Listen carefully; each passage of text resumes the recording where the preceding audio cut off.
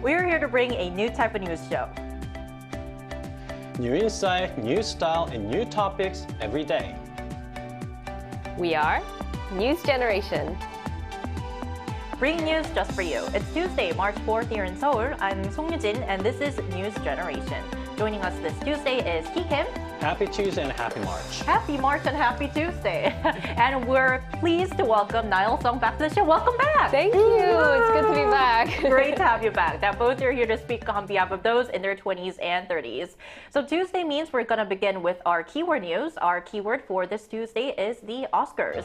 Hollywood's biggest night, the 97th Academy Awards, celebrating the best films of the past year, took place on Sunday night in Los Angeles. Now, this year's Oscar ceremony was hard to predict, with the top prizes at the Golden Globes, Screen Actors Guild Awards, Critics' Choice Awards, and BAFTAs all going to different films. But in the end, it was Anora that stole the show at the Oscars, taking home 5 trophies, including Best Picture, Best Director, and Best Actress. So today we're going to take the time to recap the 2025 Oscars. So I want to ask you now, what stood out to you the most? Any big surprises?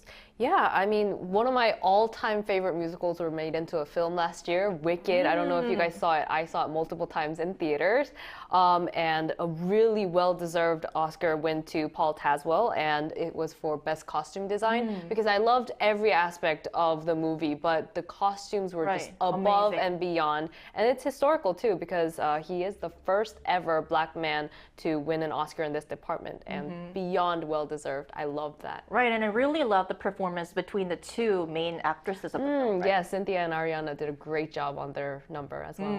It was definitely an amazing performance. What did you find interesting, Ki?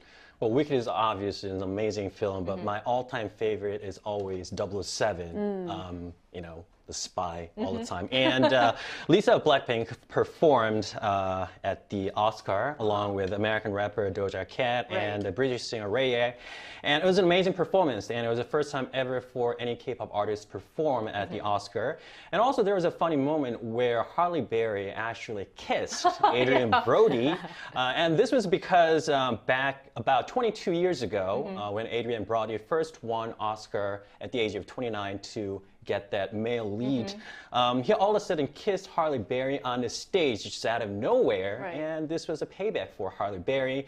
And the funny thing was Adrien Brody's girlfriend, Georgina Chapman, was right next to her, and she was just laughing at it. It was just a moment to remember for the Oscar 2025. Definitely. So a lot of scene stealers at this year's Oscars, and that was our keyword news for this Tuesday. So we're now going to move on to our main discussion of the day. Tuesday is when we dive into Korea's cultural scene and explore the latest trends in the industry. Take a look at the screen to find out more.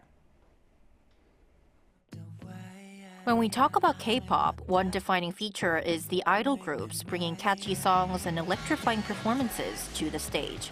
But recently, a new breed of artists has been stealing the spotlight. They're not real humans, but virtual artists.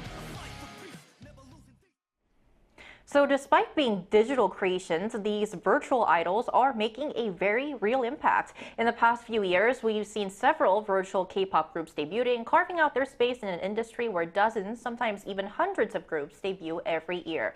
Now, but this buzz around virtual artists reached new heights recently, not only because of their success, but also because of a controversy. So to give you some details, a Korean comedian's comment about virtual idols sparked major backlash online recently. So for our viewers, could you tell us more? Yeah, so one comedian on a live radio show said she's not yet used to the virtual idols because she was saying that she did not know where to look or how to interact. Of course, this caused a controversy, especially amongst the fans, and the comedian apologized that she wasn't reading the trend right and she was ignorant, and she was even acknowledging for the fact that she was rude, but fans are still mad at her. Definitely. But while the comments stirred great controversy, public opinion remains divided because some people are excited about this digital revolution, while others find it hard to accept virtual artists as real performers, resonating with the comments made by the comedian. So Niall, what are the main concerns that these people have? I mean, the people who are angry went as far as to say that this comedian should step down from her role as a DJ and a host for this radio show. And others in support are saying it's a bit harsh. It's a fairly new concept and a technology, and many people feel distant and strange about interacting with virtual idols that take on human form but not quite entirely human. It's quite eerie, isn't it? But again, some are saying it wasn't very wise to openly criticize a new culture on air just because you're not used to it. Right, because she made this statement in a radio show that was live and a lot of people were watching. So the fact that this became a big controversy shows that there is no denying that virtual idols are a growing trend in both K-pop and the broader music industry. So to get some deeper insight after the break, we'll be speaking with an expert. Stay tuned.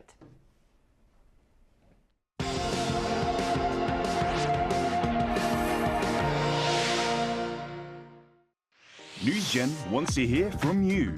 Go to YouTube and search our channel Arirang News. Click Community and leave a comment down below. Make a new type of news with us. So today we're going to welcome Lee Gyuk-tak, Professor of Global Affairs at George Mason University, Korea, to our show. Welcome, Professor Lee, to the show. Good morning. Good morning. Morning. Thank you for joining us. So, Professor, we're going to first break down the recent virtual idol debate that our panelists mentioned in detail. So why do you think there is such a divide between K-pop fans and the general public?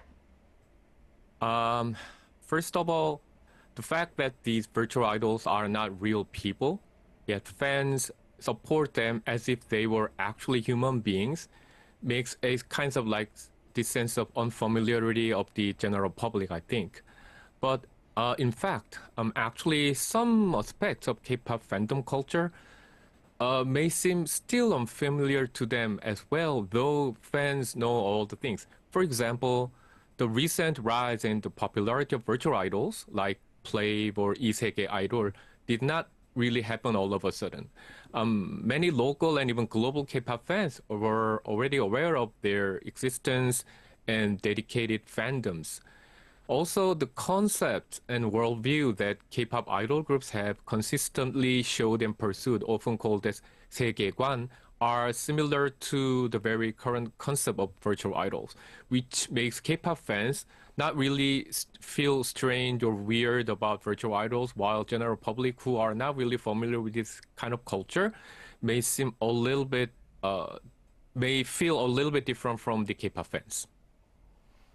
So focusing on our fandom culture, obviously the K-pop is very well known for its passionate fan base. So are we seeing any differences between the fandoms of the virtual idols or, so to speak, the traditional human idols? Of course, since virtual idols are not human beings, there are subtle differences if we look at very carefully due to the nature of those idols. However, I need to tell that despite being virtual, the way their fandom supports, interacts with their stars, those the virtual bands, or the fandom behaves as it's not really different from other K-pop fandom, meaning that the way how they make certain kinds of relationship with their virtual idols is not significantly different from that of traditional K-pop fandom. There will be several reasons for this, but I think the most important thing is that fandoms of virtual idols actually perceive them as real, meaning that they do not consider it as unreal or virtual. In other words, their love and support for these virtual idols are entirely genuine and sincere. Professor, do you think the virtual artists will continue to grow in popularity, and could they become the big wave in the next K-pop generation? The popularity of virtual idols, as we can see these days, will continue to grow, at least for now, at least for some. But whether they will become the next big thing or next big wave in K-pop remains to be seen. We need to see what will happen, because just like I mentioned earlier, despite being virtual, the way these idols operate and how their fandoms engage with them, it's not fundamentally different from like traditional K-pop bands and their fandoms, meaning that they're not totally different. So the way how they are making their like acts and the way how their fandoms are making their communication cannot be like considered as the like whole new thing. One thing I would like to add here is that the recent popular virtual idols such as like Play are not entirely AI generated figures. I mean, there are some such as like SM Entertainment Naivis, which is totally made by all those like, artificial intelligence.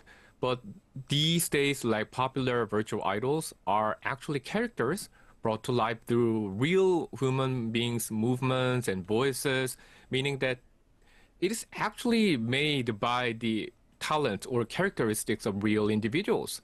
So the fans really love their virtual idol as well as the people behind them. So it may be difficult to say that they are 100% real virtual idols in the strictest sense. Rather, they are still the very K-pop idols who are like showing their performance and singings in a very like great way. A lot to explore further in this field, and we'll keep an eye on it. All right, Professor Lee, thank you so much for your time and your insights today. Appreciate it. Thank you. Thank you. So, time to take a look at what our viewers think. We also asked them what they think about virtual idols. Are they the future of K-pop, or are they just a passing trend? And we're going to take a look at what 3 of them had to say. Our first comment for this Tuesday is by Sunshine Desert IB73. I'm not a musician, but isn't music about interpretation, emotion, and interaction? What about the experience of live performances? I think I see where the debate comes from. Idrasol99 says, personally, I can't separate virtual idols from the real musicians behind them. I do respect the human artists creating the music, but I can't see the virtual characters as true musicians. In that sense, I lean more toward the opposing side of the debate. Lima Dreams 22 says, I see both sides of the debate, but virtual musicians create a new market segment and offer unique creative opportunities. To me, it's similar to the distinction between animated and live action films. Both can thrive while excelling in different forms of storytelling. Thank you for chiming into our show. And the fact that this controversy once again made headlines shows that virtual idols are no longer just a niche topic. They're breaking into the mainstream, as our guest mentioned. So I want to ask you, are they doing well actually in terms of album sales, streaming numbers, or performances? Well, I can't say it's just like the human idols. Not all of them are doing well, but some figures are doing extremely well. For example, Play, the virtual boy band, is probably the most successful virtual idol of all. Their tickets are all sold out. They were very first virtual idol to be a #1 in mainstream music show on TV. Sold more than 1 million discs when they first released their album, and they are pretty much a record breaker. Their most recent mini album called Dash, which was released about a month ago on February 3rd, wrote a history. The album debuted at number 195 on the Billboard Global 200 charts, making the very first song by a virtual idol group to appear on the Billboard Global charts. So that was amazing. So very attention-grabbing achievements. But beyond the numbers, we're seeing more entertainment companies jump on the bandwagon, investing in and debuting virtual idol groups. So Niall, could you walk us through some notable examples and tell us how the technology behind them is also evolving? Right, so SM Entertainment, one of the leaders of K-pop, the giants, they debuted the virtual artist Navis. You guys might have heard it. Navis calling. Yeah, this year, 4-member girl group ICEA and 7-member boy group Skins are set to debut as well. And back in 1998, when the concept of the whole virtual idols first appeared, there were a lot of technical limitations, but nowadays when a person wears the equipment and a virtual character appears on the screen, the words and the movement are basically the same as a real-life person, an ordinary person. So I think it's definitely a growing trend, and globally as well. It's not just in Korea. There's virtual influencers that have so many fans. For example, in China, there's an influencer called Ayai, and she reached 40,000 followers on the first day that she opened her account, and 3 million views on the first post that she did. And there's other ones like Hololive English. This is from Japan. And then Neurosama, you guys can look this up online, but it looks very Japanese, but it's actually from the UK. It's British. And yeah, there's lots of interactive virtual influencers, and it's definitely becoming huge. We are indeed seeing a rise in virtual figures, and I think that this leads to my next question. What do you think makes these virtual artists so appealing? Is it their concept, technology, or something else? I personally think it could be from the lack of drama and the scandals, because many fans spend a lot of time and money investing in these idols, and when there's career-stopping scandals, it can be quite disappointing and sometimes even feel like betrayal. So it's cool to see, you know, people investing in virtual idols that they feel no risk in a way. And the younger generation's definitely open to games and animation, so more interactive. And so this new technology is kind of a fun play and entertainment for, you know, for the new generation. And since they're not real people, the worldview and the concept that they can have is endless. So imagination is just free for all. Everybody can go wherever they want to. I think that's great. Right, because you can explore fresh, unique concepts, basically limitless, and you don't have to worry about supporting your favorite artists because they will not be entangled in dramas or scandals. Anything else you'd like to add, Ki? It's just different sort of attractiveness. For example, when you're playing game, a lot of people like to dress up your character in the game or on the social media. But in case of Play, their fandoms go beyond Generation Z. People in their 30s and 40s who have power to buy stuff are also falling in love with them. Many fans find it interesting when they see some technical errors and how they actually fix it. Sometimes they just kick it, you know? And fans find both virtual characters and the real person behind interesting, attractive, and charming. The members of Play are very active in communicating with their fans, having 2 hours of live talks with their fans twice a week, just like any other idols. And I've done a bit more research behind. Play's agency had a rough time at the beginning because they were actually a tech-based company, and they didn't really know anything about music production. So they're letting all the musicality, music elements of the group to the members to actually take care of them. And when they were consulting choreographers for some dance moves, and when choreographers found out that the members had to wear some special gears so that dance could be demonstrated by the virtual idols, choreographers had to come up with some relatively simpler moves because they thought it was hard for people to move with that gears on them. And when it came to renting a concert venue, many of the owners of the hall, concert halls, were reluctant to lend the halls because they did not know how many tickets are going to be sold. They were just not, you know, they didn't trust them. But here they are, surprising everyone, breaking the records. Right, so all these hard efforts paid off because they're making a splash in the music industry. Exactly. So ending off, we've seen virtual technology expanding, and it's still expanding rapidly, from art exhibitions to films and now music. So looking ahead, are there any innovations or new virtual figures, additions you'd like to see in this industry? This is something that's already been in the talks and in the making. AI chats with your favorite star. So there's many different fan platforms, and artists, you know, they do their best to make time to communicate with their fans. Which is not easy. Yeah, there's just physically not enough time to communicate with everybody one-on-one. But with this technology, you can actually know what it's like to maybe have a conversation with your favorite star. Very exciting news for K-pop fans. What do you anticipate, Ki? So actually, the technology that Niall was talking about is actually out there.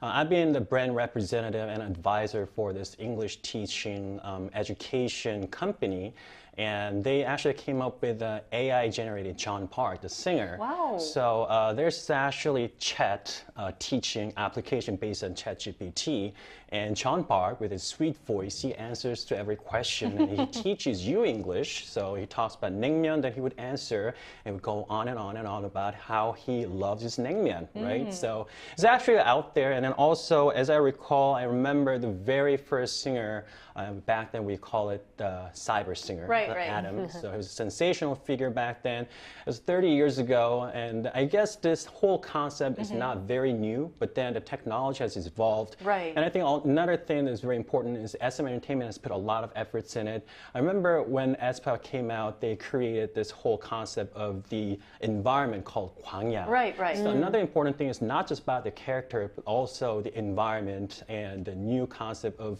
places where all the fans and the character can engage in. So that's another platform where the fans and the actual character can engage, and that's also another important places to be.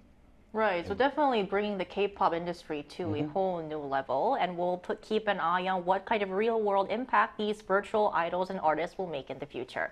And that's all we have for News Generation this Tuesday, but we will be back tomorrow at 10:30 a.m. Korea time. Special thanks to Ki Kim. Thank you. Thank you, and Niall Song. No problem. Thank you, and to our viewers, thank you for starting your Tuesday with us, and we'll be waiting for you tomorrow morning here at the same time.